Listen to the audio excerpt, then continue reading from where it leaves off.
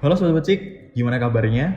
Ketemu lagi dengan saya Bima di Bincang, Berita dan Informasi Bea Cukai Cikarang.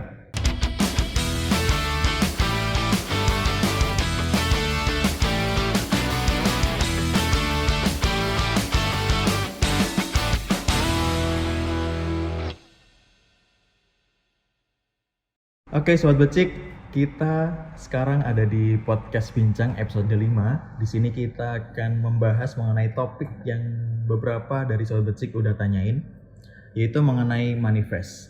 Nah, apa sih itu manifest? Nah, manifest itu salah satu titik atau dokumen di mana pengawasan bea cukai itu mulai berlangsung mengenai barang yang masuk ke Indonesia. Nah, untuk lebih lengkapnya, di sini kita udah ada salah satu narasumber kita, yaitu Bapak Yose Rizal Akmal. Selamat pagi Pak. Selamat pagi. Apa kabarnya Pak? Alhamdulillah sehat. Terima kasih sudah mengundang saya di acara podcast ini. Luar biasa Pak Yose. Kita yang terima kasih Bapak sudah berkenan hadir di sini nih Pak. Terima kasih. Sebelum kita menuju ke topik ini Pak, Bapak kan sekarang menjadi salah satu pejabat fungsional ya Pak ya di seksi administrasi manifest. Betul? Ya.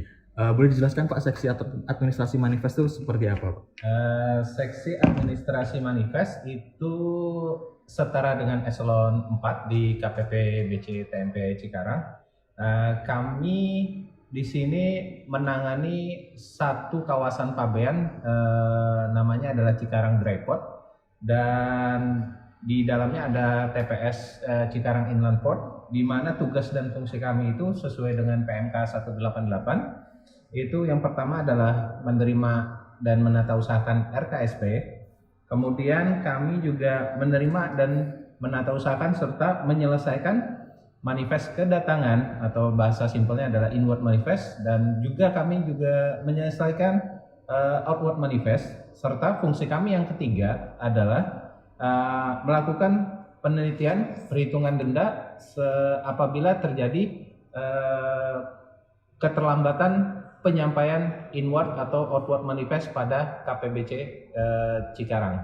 Oke, berarti secara gambaran secara umumnya menata usahakan atas dokumen manifest yang masuk ya Pak ya? Betul, RKSP, termasuk inward, RKSP juga ya Pak ya? dan outward, serta denda administrasi karena keterlambatan atau tidak menyampaikan dokumen pemberitahuan in atau outward manifest tersebut. Oke. Ini berarti tadi udah banyak disepil nih tentang apa itu dokumen manifest dan apa itu jenisnya. Ada tadi inward, ada outward juga.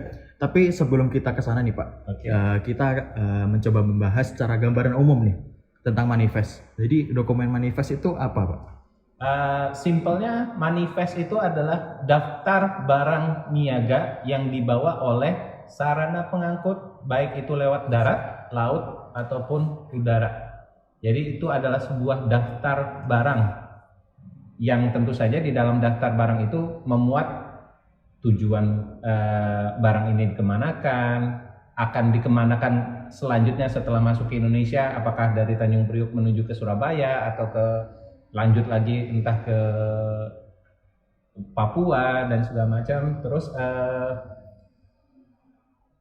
kelompok pos, kalau saya bilangnya adalah apakah ini untuk diimpor sementara ataukah mau diselesaikan di Indonesia atau mau diekspor kembali, kira-kira seperti itu. Oke, berarti terbatas untuk barang ya Pak ya? Terbatas untuk barang.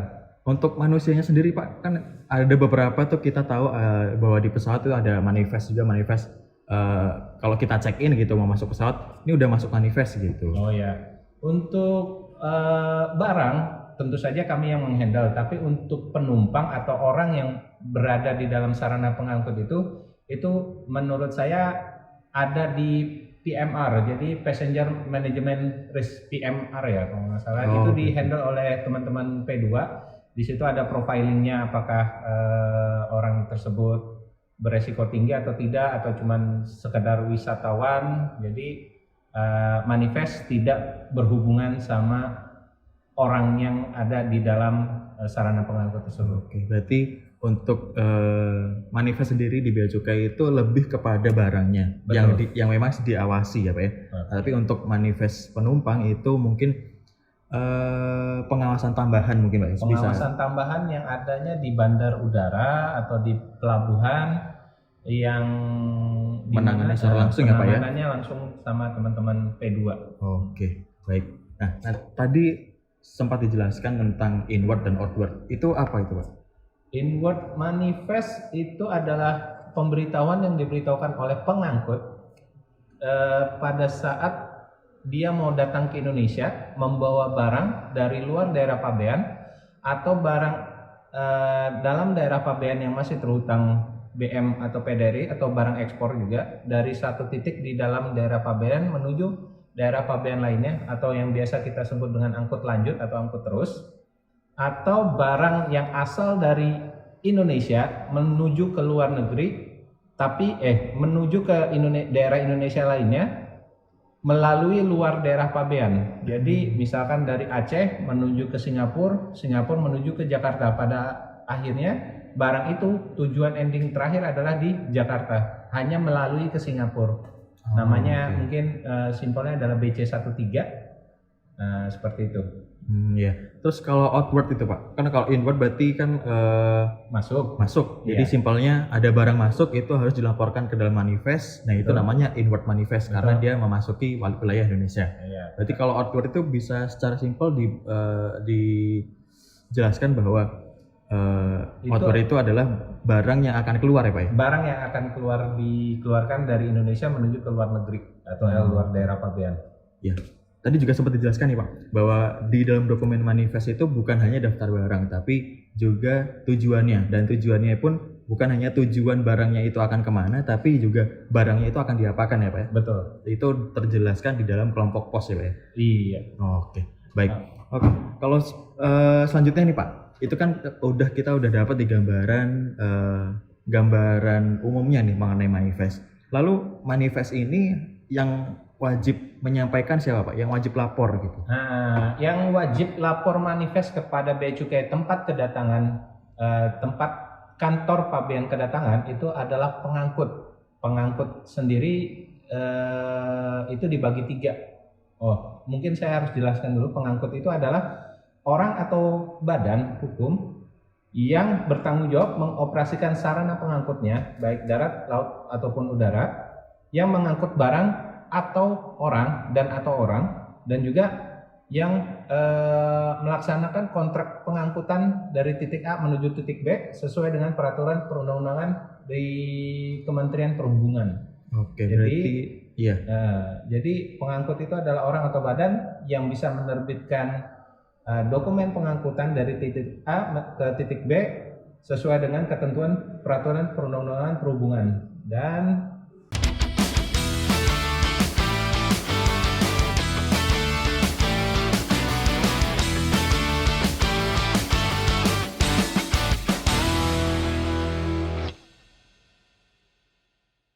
tiga pihak yang wajib melaporkan manifest kepada Bea Cukai, yaitu yang pertama operator sarana pengangkut dan kuasanya ataupun kuasanya, kemudian NVOCC seperti perusahaan jasa titipan ya Pak ya. Betul. Kemudian dan yang ketiga itu adalah penyelenggara pos, yaitu kantor pos Indonesia. Oke. Lalu apa sih Pak urgensinya melaporkan manifest? Urgensinya melaporkan manifest yang jelas itu sudah diamanatkan dalam Undang-Undang Kepabeanan bahwa pengangkut, baik itu operator sarana pengangkutnya, NVOCC maupun penyelenggara pos, wajib untuk menyampaikan inward ataupun outward manifest kepada Bea Cukai. Amanat undang-undang mengatakan wajib menyampaikan sebelum keberangkatan atau sebelum kedatangan sarana pengangkut. Oke, berarti memang itu sudah amanat undang-undang ya Pak ya, bahwa secara mekanismenya untuk pelaporan ke Bea Cukai itu harus diawali dengan manifest ya Pak ya. Betul. Untuk pemasukan barang ataupun pengeluaran barang dari dan ke luar Indonesia. Oke. Lalu apakah manifest itu ada hubungannya dengan pemberitahuan impor ataupun pemberitahuan ekspor Pak? Oh jelas, pasti sangat berkaitan banget dengan pemberitahuan impor barang, karena atau mungkin bisa disingkat PIB dan PEB ya Pak ya? PIB atau PEB sangat berkaitan banget. Yang jelas di dalam manifest sebagai awal titik pengawasan kita itu ada detail-detail yang harus diperhatikan. Misalkan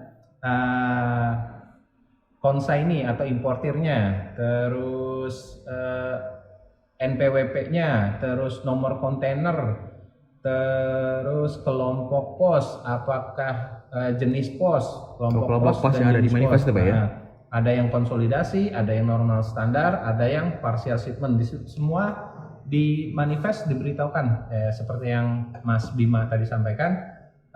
Manifest itu adalah titik awal dari pengawasan kita. Jadi di dalam manifest ada data-data tertentu yang jadi titik di mana kita bisa melakukan menganalisa kegiatan impornya. Jadi di situ ketahuan importir A atau importir B melakukan kegiatan impornya, atau eksportir A atau eksportir B yang melakukan kegiatan ekspornya. Ada datanya di dalam manifest. Oke, berarti memang informasi-informasi ataupun data yang ada di manifest itu selanjutnya akan diteruskan untuk data atau informasi yang digunakan dalam pemberitahuan impor maupun ekspornya Pak ya? Betul. Jadi kalau manifest diberitahukan oleh operator sarana pengangkut atau NPOCC, kemudian pemberitahuan pabean itu diberitahukan oleh importir.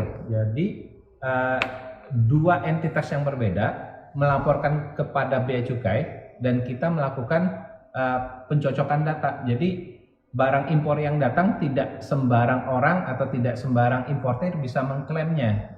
Jadi perusahaan A tiba-tiba ada melakukan PIB atas barang yang bukan miliknya tapi dia PIB kan, nah itu pasti ter-reject atau tertolak oleh kami di pengawasan awalnya. Jadi memang barang yang telah sampai itu sudah dilaporkan manifestnya, selanjutnya akan diurus mengenai dokumen PIB ataupun PEB-nya itu berdasarkan data yang telah tertera dalam manifest ya Pak. Jadi tidak bisa sembarang pihak mengaku-ngaku oh ini barang saya ini. Betul. Gitu, ya. Jadi ya sama seperti resi kiriman pos atau kiriman perusahaan jasa titipan, begitu barang udah sampai di kantor pos atau di perusahaan jasa titipan, resinya atas nama A tapi tiba-tiba yang datang orang lain, itu pasti akan di-reject sama perusahaan jasa titipan atau karena memang tidak sesuai Pak ya, bukan yang bertanggung jawab gitu Pak ya. Di situ juga akan diberitahukan orang itu akan mengklaim sekian banyak jenis barangnya atau jumlah barangnya.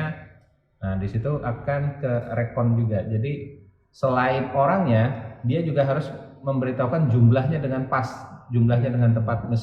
Misalkan inwardnya diberitahukan 10 kontainer, tapi si importir hanya mengklaim 8 kontainer, ada miss 2 di dalamnya. Berarti ada something wrong di dalam pemberitaan inward atau outwardnya. Nah, makanya tugas kami di situ adalah meneliti, menyelesaikan, dan menutup inward manifest dan juga outward manifestnya.